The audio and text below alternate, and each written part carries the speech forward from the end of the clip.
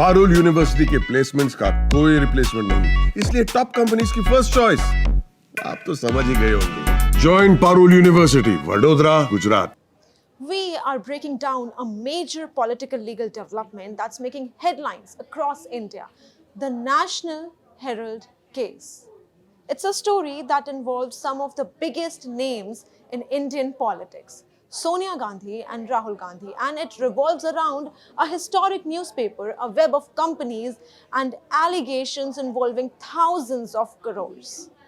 But what is this case all about, and why is it such a big deal? Let's break it down in simple terms. ED has filed a formal charge sheet in court recently. In the charge sheet, Sonia Gandhi is listed as accused number 1 and Rahul Gandhi is accused number 2. The charges? They have been booked under various sections of Prevention of Money Laundering Act or PMLA. So what exactly are Sonia and Rahul Gandhi being accused of? We answer. According to the ED, they, along with a few other senior Congress leaders, conspired to take over assets worth nearly 2,000 crore rupees that belong to a company called Associated Journals Limited or AJL. AJL is the publisher of the National Herald newspaper, a paper that was founded in 1938 by Jawaharlal Nehru, India's first Prime Minister. This very newspaper played a very big role during the freedom movement and was once seen as a powerful voice for the Congress party. But times changed. By 2008, the National Herald and two other newspapers published by AJL, Navjeevan in Hindi and Qaumi Awaz in Urdu, were shut down. Why?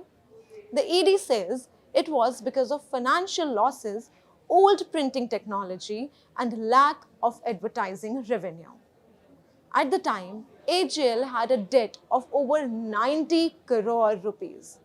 Now here's where it gets complicated and controversial. The ED says that instead of allowing AJL to handle its debt in a regular manner, the Congress party allegedly loaned 90 crore to AJL. Then that loan was converted into equity or shares worth just 9 crore rupees, and those shares were transferred to a new company called Young Indian Limited, YIL. And here's the twist. Sonia Gandhi and Rahul Gandhi each hold 38% shares in Young Indian.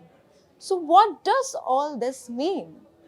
The ED claims by transferring AJL's assets to Young Indian, the Gandhis effectively gained control of properties worth over 2,000 crore just for 50 lakh rupees. Yes, rupees 50 lakh for assets reportedly worth thousands of crores.